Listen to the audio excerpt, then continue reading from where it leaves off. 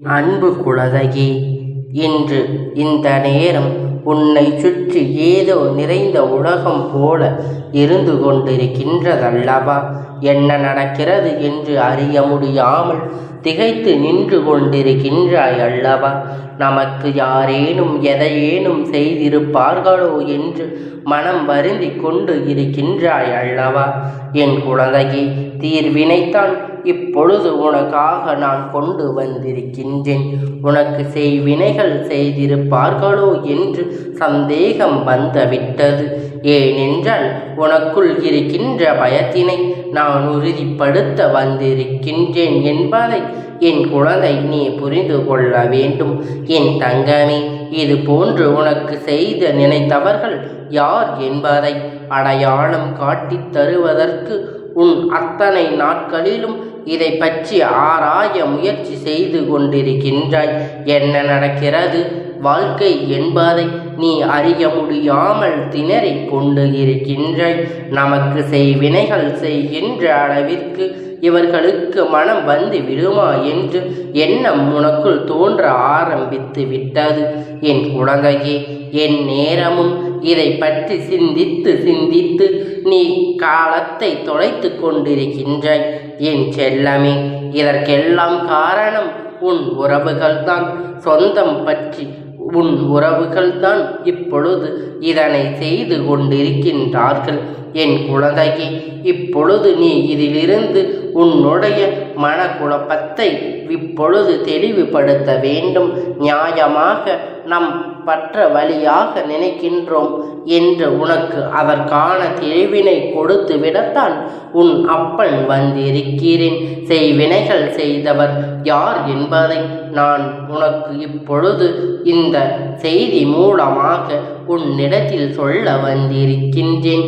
இந்த செய்வினை செய்தவர் அதனால் உனக்கு என்ன பாதிப்பு ஏற்பட்டது என்பதை அப்பன் உனக்கு என்ன சொல்ல வருகிறேன் என்பதை புரிந்து கொள்ள வேண்டும். என் குழந்தையை, செய்வினைகள் நிறையவான விடாமல் ஆக்குவதற்கு என்ன விஷயம்?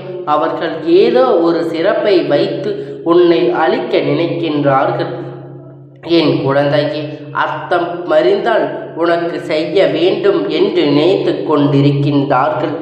உன்னை அதை காரணமாக அவர்கள் தேடி சென்றிருக்கின்றார்கள். என்னை தரிசனம் உண்மை. இது உண்மையாகவே நமக்கான விஷயம்தான். என் குழந்தையே, நீ பயந்ததில் ஒரு நியாயம் இருக்கிறது. என்னதானால் அவனோடு ஓடி வந்து இல்லை என்று செய்வினை என்று எதுவும் கிடையாது, இது செய்ய முடியாது, அப்படி சொல்லும் பொழுது கிடைக்கும். ஆனால் இந்த விஷயம் எல்லாம் உன் வாழ்க்கையில் நடந்த உண்மைதான். உன் வாழ்க்கையில் உனக்கு செய்ய நினைத்ததை அது மட்டும் அல்ல, அங்கு அவர்கள் சென்று உனக்கான விஷயங்களை எல்லாம் தொடங்கிவிட்டார்கள். என் செல்ல குழந்தையே, உன் நண்பர்களுக்கு உதவி செய்யுங்கள். அப்பன் நான் தெரிந்து கொண்டேன். அவர்கள் உன்னை ஆட்டி படிக்கவே இதற்காக இதனை செய்திருக்கின்றார்கள் என்பதை நான் புரிந்து கொண்டேன். அதற்கு பிறகுதான் இந்த பிரச்சனை என்ன என்பதை அப்பன் நான் இப்பொழுது உன்னிடத்தில் எடுத்து வந்திருக்கின்றேன். அப்படி என்ன நடந்தது என் குழந்தையே? அப்படி என்ன தவறு செய்தார்கள் என்பதை பார்க்க நேரம் போல நான் புரிந்து கொண்டேன். உன் மீது எந்த தவறும் இல்லை. அவர்கள் செய்ததை அவர்கள் மறைத்துவிட்டு அவர்கள் செய்தது தவறு என்று அவர்களுக்கு தோன்றுவதில்லை. அவர்கள் தவறை நியாயப்படுத்தவும் இப்படி செய்கிறார்கள் என்பதை அப்பன் புரிந்து கொண்டேன். அவர்களுக்கான தேர்தலை அவர்கள் வெற்றி பெற முடியும் என்பது மட்டுமல்லாமல் அவர்கள் கொள்கை இப்பொழுது நினைப்பதை மட்டுமல்லாமல் அவர்கள் தீய வினைகளை எல்லாவற்றையும் அவர்கள் மறைத்து அதற்கான நல்ல விலைகளைப் போல அவர்கள் அங்கு நாடகமாடிக்கொண்டு இருக்கின்றார்கள். உன்னை அழித்து விட்டார்கள் என்ற எதிரி துரோகம் என்று யாரும் இருந்து விட மாட்டார்கள்.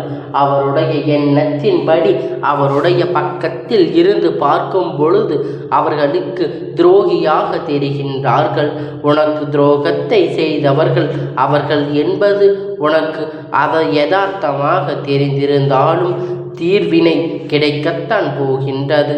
அதிலிருந்து இப்பொழுது நீண்ட நாள் வாழத்தான் போகின்றாய். உன் குடும்பத்தில் நடக்கின்ற பிரச்சனைகள், உன்னுடைய இல்லத்தில் எப்பொழுதுமே இடுகின்ற இந்த சந்தேகம், படி சென்றது செய்ய நினைவுகள், அவர்களுக்கு தீய வினையை அவர்கள் பெற்றுவிட முடியும் என்று நினைப்பதோடு மட்டுமல்லாமல், உன்னை அழித்துவிட்டால் அவர்களுக்கு எதிரி துரோகி என்று யாரும் இருக்க மாட்டார்கள் என்று நினைக்கின்றார்கள். இப்பொழுது உனக்கு துரோகத்தை, உனக்கு யதார்த்தமான தீர்வு நிச்சயமாக கிடைக்கத்தான் போகின்றது. என் குழந்தையே, உன் குடும்பத்தில் உள்ள பிரச்சனைகள், என் பிள்ளையே, தவித்து கொண்டு இருக்கின்ற இந்த சூழ்நிலையில்தான் உனக்கு இந்த சந்தேகம் வந்திருக்கின்றது. என் தங்கமே, உன் சந்தேகம் படி அவர்கள் செய்கின்றது செய்யட்டும். செய்ய நினைப்பதை உண்மைதான். சிலர் செய்யும் பொழுது அவர்கள் பக்கம் நியாயம் இருந்தால் மட்டும்தான் அது வலிக்கும் என்பதை அது வாசு உனக்காக போட்டிருப்பது யார்? என் தங்கமே, உனக்காக நான் காவல் இருக்கின்றேன் அல்லவா? உனக்காக இந்த அப்பன் இருக்கின்றேன் அல்லவா? அதனால் எதுவும், எந்த ஒரு விஷயமும் நீ தீய வினைகளை வைத்து கொண்டு அவர்களுக்கு செய்யும் பொழுது அது நடப்பது என்பது அது எளிதான காரியம் அல்ல.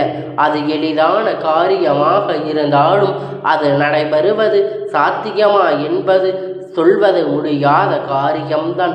ஏனென்றால் நல்லவர்கள் சபித்தாலும் கூட இப்பொழுது நடக்காத காலத்தில் தீய சக்திகள் இப்பொழுது எதை செய்தாலும் அது மட்டும் எப்படி நடக்கும்? ஏனென்றால் இப்பொழுது இருக்கின்ற காலகட்டத்தில் அதெல்லாம் நடக்காது. ஏன்? அந்த தீய சக்தி பார்த்த பிறகு உன்னை நெருங்கி விடுமா என்ன? அவர்கள் பார்த்ததோடு மட்டுமல்லாமல் இனிமேல் உனக்கு அவர்கள் எதுவும் செய்து விடக்கூடாது என்பதற்காக பணத்தை புகட்டி இருக்கின்றேன். என் தங்கமே, இதனை செய்ய நினைத்தவர்கள் உன்னுடைய உறவு அவர்கள் எல்லோருமே சகோதர சகோதரிகளாக இருக்கின்றார்கள். அவர்கள், என் தங்கமே, அவர்களுடைய பெயரை சொல்கின்றேன். உனக்கு நீ அறிந்து கொள்கின்ற வகையில்தான் இருக்கும். அவர்கள் பெயர் முதல் எழுத்து தா, இரண்டாவது எழுத்து பா, மூன்றாவது எழுத்து கோ, நான்காவது எழுத்து கி, ஐந்தாவது எழுத்து லா, ஆறாவது எழுத்து கா என்ற பெயர்களிலுடைய எவர்தான் இதனை செய்திருக்கின்றார்கள். இந்த எண்ணினுடைய பெயரை முதலாவது எண்ணாக கொண்டவர்தான் உனக்கு இதனை செய்திருக்கின்றார்கள். என் தங்கமே, அவர்களினுடைய எண்ணங்கள் உன்னை அழிக்க வேண்டும் என்று இத்தனை நாட்களாக பாசத்தோடும் அன்போடும் இருந்தது போல நடித்தவர்கள் இப்பொழுது நடிக்க மறந்துவிட்டது.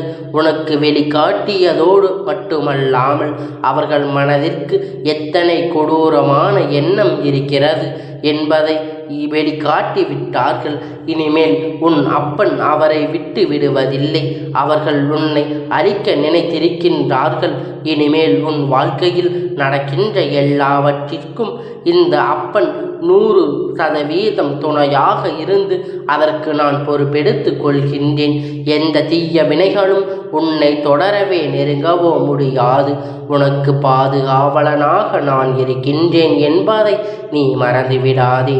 உனக்கு நான் எப்பொழுதும் துணையாக உன் இல்லத்தில் வாசலில் நின்றிருக்கின்றேன் என்பதை நீ மறந்துவிடாதே. எப்பொழுதும் இந்த அப்பன் இந்த கோலத்தில்தான் இருப்பேன் என்பதை நீ நினைவில் வைத்துக்கொள்.